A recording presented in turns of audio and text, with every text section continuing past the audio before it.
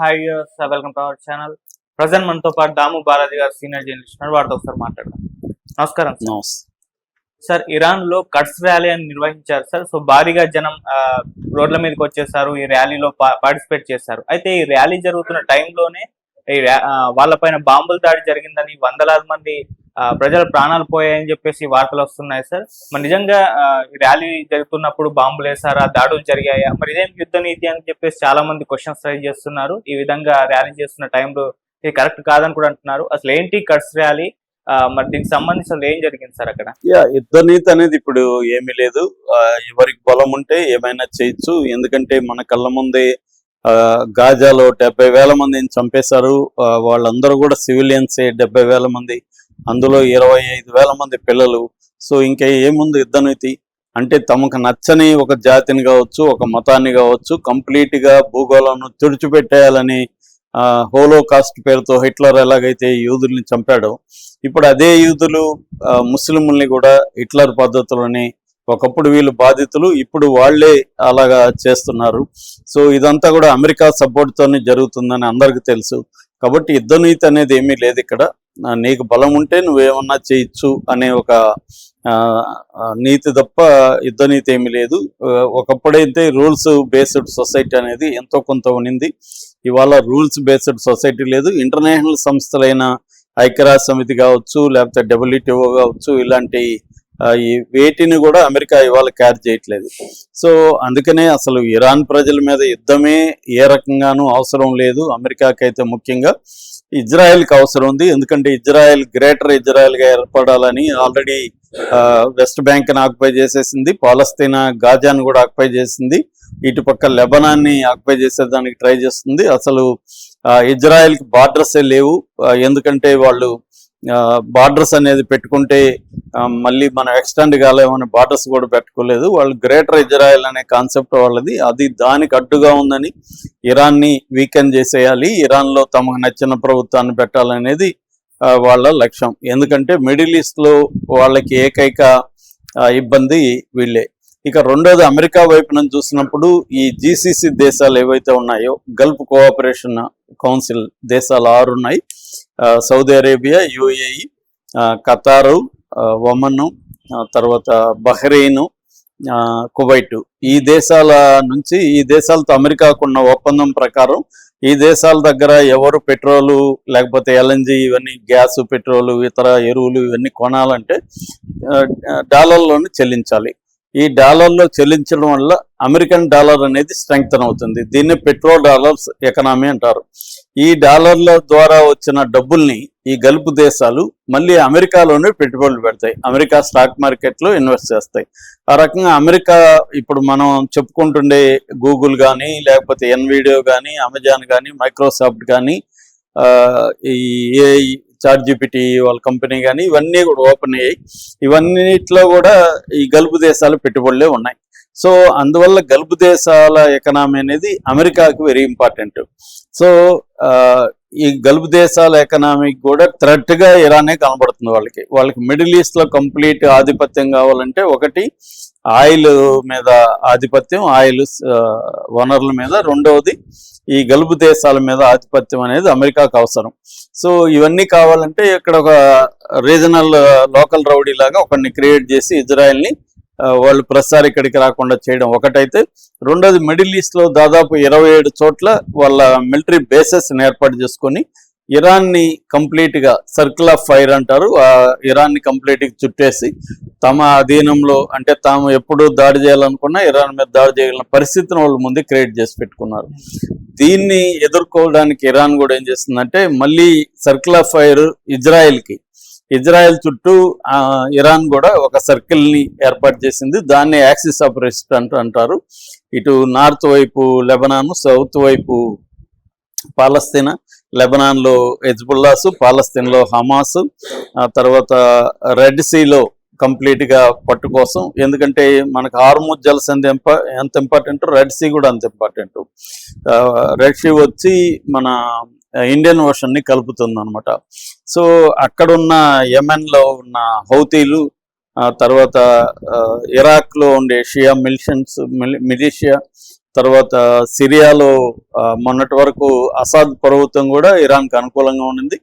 అక్కడ కూడా సిరియాలో కూడా వీళ్ళ మిలీషియాస్ ఉన్నాయన్నమాట. ఇలాగా యాక్సిస్ ఆఫ్ రెసిస్టెన్స్ పేరుతో ఇరాన్ కూడా చాలా స్ట్రాంగ్గా ఉంది.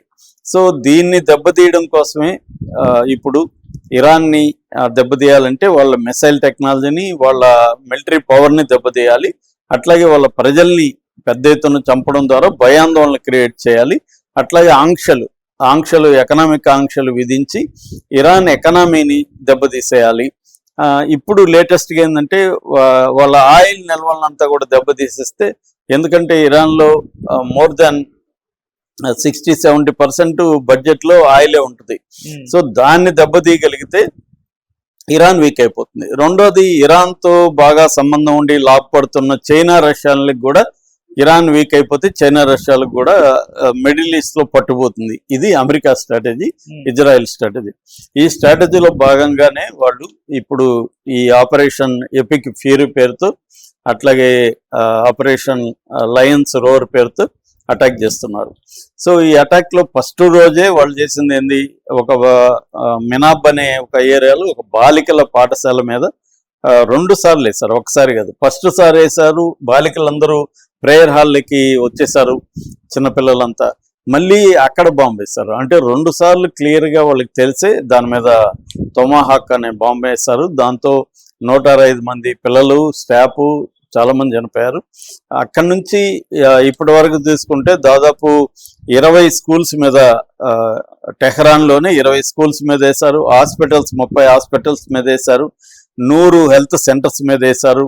ఆ తర్వాత బ్యాంక్ సెపా అని ఒక బ్యాంకు జీతాలు ఇవ్వడం కోసం ఆ రోజు స్టాఫ్ అంతా కష్టపడుతుంటే అక్కడ బాంబేసి ఆ స్టాఫ్ను మొత్తం బ్యాంకు మీద బాంబేసి స్టాఫ్ను చంపేశారు.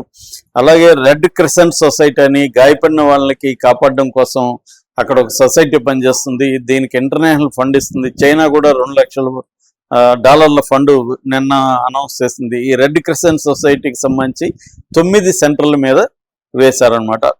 అట్లాగే అంబులెన్స్ని అటాక్ చేస్తున్నారు. 18 పోలీస్ స్టేషన్ని తెహ్రాన్లో బాంబులు వేశారు.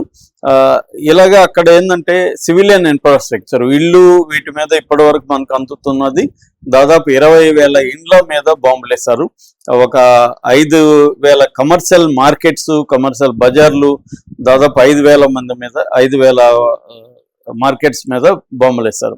అంటే ఇవన్నీ కూడా సివిల్ ఇన్ఫ్రాస్ట్రక్చర్సే, మిలిటరీ వాటి కాదు. అంటే క్లియర్గా వీళ్ళు జనాన్ని చంపాలి, ఆ చంపిన వాళ్ళకి హాస్పిటల్స్, గాయపడిన వాళ్ళు కూడా చావాలి, గాయపడిన వాళ్ళకి హాస్పిటల్ అందకూడదు, వైద్యం అందకూడదు, అంబులెన్స్లు ఉండకూడదు. తర్వాత వాళ్ళకి హెల్ప్ చేసే రెడ్ క్రిసెంట్ సొసైటీని కూడా నాశనం చేయాలి. ఇలాగే ఏంటంటే ఒక అమానవీయ పద్ధతిలో అమెరికా, ఇజ్రాయెల్ కలిసి ఇరాన్ మీద దాడులు చేస్తున్నారు. ఈ నేపథ్యంలో నిన్న అల్కడ్స్ ర్యాలీ అనేది ఒక ర్యాలీ జరిగింది. అల్కడ్స్ ర్యాలీ అంటే అర్థం ఏంటంటే, అల్కడ్స్ అంటే అర్థం అరబిక్ లో జెరూసలాం అని, అంటే ఒక రకంగా జెరూసలం ర్యాలీ అని చెప్పచ్చు. అంటే జెరూసలాంలో జరిగిన ఊతకోతకు సంబంధించి, ముస్లింల మీద ఊతకోతకు ముఖ్యంగా పాలస్తీనాల మీద జరిగిన దాడులకు సంబంధించి 1979 నుంచి కూడా, అంటే విప్లవం, ఇస్లామిక్ రెవల్యూషన్ సక్సెస్ అయిన తర్వాత నుంచి ఇంటర్నేషనల్ డేగా నిన్న ప్రకటించారు. ఇది రంజాన్లో లాస్ట్ ఫ్రైడే వచ్చింది. సో ఈ సందర్భంగా ప్రపంచవ్యాప్తంగా పాలస్తీనాను సపోర్ట్ చేసేవాళ్ళు ర్యాలీలు చేస్తారు. నిన్న కెనడాలో జరిగింది, లండన్లో జరిగింది, చాలా చోట్ల మలేషియాలో జరిగింది, తర్వాత అదేంటి యెమెన్లో జరిగింది. ఇలాగ ప్రపంచవ్యాప్తంగా ప్రెడామినెంట్గా ముస్లింలు, ముఖ్యంగా షియాలు ఉన్న చోట ఈ ర్యాలీలు జరుగుతున్నాయి. అట్లాగే ఇరాన్లో కూడా అనేక చోట్ల వేలాది మందితో జరిగాయి. ఆ వీడియోలంతా కూడా ఓపెన్గా బయట పెట్టారు. దీంట్లో ఇరాన్ ప్రెసిడెంట్ కూడా ఓపెన్గా ప్రజలతో మామూలు వ్యక్తిలాగా పాల్గొనడం, మోటార్ బైక్ మీద ఆయన వెళ్తూ ఉండడం, ఇవన్నీ కూడా వీడియోలు వైరల్ అయినాయి. మసూద్ ఆయన పేరు. అట్లాగే వాళ్ళ నేషనల్ సెక్యూరిటీ అడ్వైజర్ అలీ, ఆయనది కూడా వైరల్ అయింది. సో ఇలాగా నేషనల్ లీడర్లు కూడా దాంట్లో పాల్గొన్నారు. అట్లాగే చాలా మంది సెల్ఫీ వీడియోలు తీసుకుంటూ ఎక్స్ప్లెయిన్ చేస్తూ వెళ్తున్నారు. ట్రంప్ ఎఫిజీని దగ్ధం చేశారు, అమెరికన్ జెండాని, ఇజ్రాయెల్ జెండాలని తగలబెట్టారు, పెద్ద ఎత్తున స్లోగన్స్ ఇచ్చారు, death to America, death to Israel అని. ఈ స్థాయిలో జరుగుతున్నప్పుడు వాళ్ళ మీద కూడా బాంబులు పడ్డాయి. నిన్న ఒక ఆవిడ ఇంగ్లీష్ లో మాట్లాడుతూ అల్లాహో అక్బర్ అంటే ఏం మీరు దాన్ని ఏదో బ్యాడ్ గా ప్రచారం చేస్తున్నారు, అల్లాహ్ అక్బర్ అంటే ఏం లేదు, గాడ్ ఈజ్ గ్రేట్ అని. గాడ్ ఈజ్ గ్రేట్ అని మేము నమ్ముతాం కాబట్టి, గాడ్ ఉన్నాడని నమ్ముతాం కాబట్టి మేము ప్రాణాలకు భయపడట్లేదు, బాంబులకు భయపడట్లేదు అని ఎక్స్ప్లెయిన్ చేస్తూ ఉంది ఇంగ్లీష్లో. వెనకాల బాంబు పడింది, ఒక పెద్ద బిల్డింగ్ ఉంది వెనకాల, బిల్డింగ్ మీద భయపడింది. అక్కడ ఉన్న వాళ్ళు చాలా మంది గాయపడినట్టుగా చెప్తున్నారు. అంటే ఈ వీడియోలో కనబడట్లేదు, అటుపక్క బాంబు పడింది మాత్రం తెలుస్తుంది మనకి. అటుపక్క ఉన్న ర్యాలీలో ఉన్న వాళ్ళు చాలా మంది చనిపోయారు. 100 మంది నిన్న ఇరాన్లో చనిపోయినారని, దీన్ని ఇంకా లెక్కలైతే అనౌన్స్ చేయలేదని. ఇప్పటివరకు అయితే మనకు అందుతున్న సమాచారం మేరకు 2000 మంది వరకు ఇరాన్లో ఇప్పటివరకు చనిపోయారు. అందులో సగానికి పైగా పిల్లలు విమెన్ అని చెప్తున్నారు. సో ఇది బేసిక్గా అంటే ఈ కడ్స్ ర్యాలీ మీద వేయడం. అట్లాగే నిన్న కర్గ్ ఐలాండ్ మీద కూడా వేసినట్టుగా, బాంబులు వేసినట్టుగా స్వయంగా ట్రంపే ప్రకటించాడు. ఇంకా పెద్ద ఎత్తున నష్టం చేయబోతున్నాం, నేలమట్టం చేసేస్తాం ఇరాన్ అనేది ట్రంప్ చెప్తున్నాడు. ఎందుకంటే అతనికి వ్యతిరేకత తీవ్రంగా వస్తుంది. ఈ నేపథ్యంలో అతను ఎక్కడ తగ్గాలి అన్న ఆలోచన కనబడలేదు. అతను తగ్గినా ఇజ్రాయెల్ తగ్గేట్టుగా లేదు. ఇజ్రాయెల్ డిఫెన్స్ మినిస్టర్ కూడా మా ఆబ్జెక్టివ్స్ నెరవేరే వరకు మేము ఇరాన్ మీద దాడులు చేస్తూ ఉన్నారు. ఇరాన్ కూడా తగిన పద్ధతిలో రియాక్ట్ అవుతుంది. కానీ ఇరాన్కి ఉండే డిఫెన్స్ సిస్టమ్స్ అన్నీ కూడా ధ్వంసం అయిపోయినాయి. షిప్పులు దాదాపు 46 షిప్పులు ధ్వంసం అయిపోయినాయి. సో ఇరాన్ బాగా మిలిటరీ పరంగా బలహీనపడిందని చెప్పొచ్చు. బట్ వాళ్ళ స్పిరిట్లో మాత్రం బలహీనపడలేదు, గట్టిగానే ఉన్నారు. సో దీని పట్ల ఇప్పుడు తీవ్ర వ్యతిరేకత వస్తుంది. యూనిసెఫ్ దగ్గర నుంచి ప్రపంచంలో ఉన్న అనేక సంస్థలు కూడా ఇలాగా సివిలియన్స్ని చంపడం కరెక్ట్ కాదు, ముఖ్యంగా పిల్లల్ని చంపుతున్నారన్న ఆందోళన వస్తున్నాయి. కానీ దాన్ని ఏది కూడా కేర్ చేసే పరిస్థితులు ఇటు అమెరికా కానీ ఇజ్రాయెల్ కానీ లేవు. Okay sir, thank you so much.